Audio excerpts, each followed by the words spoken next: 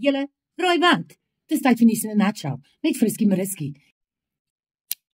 Sit nie baie van julle sal kan onthou is, voor vanjaar was Donald Trump weer verkies as die president van Amerika. En julle, dis toe ons kak begin het. Eerste was dit daardie maak wat hy gemaak het, net nadat hy weer verkies is dat hy hou sy oog op Suid-Afrika, because there are very bad things happening in South Africa.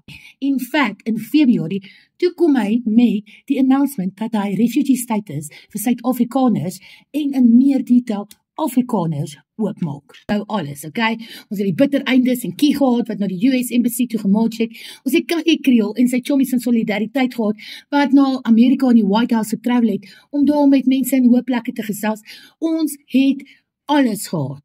Ons het selfs die Hawks gehad wat gesê het hulle gaan 4 mense investigate vir treason. Wat het daarvan geword, julle?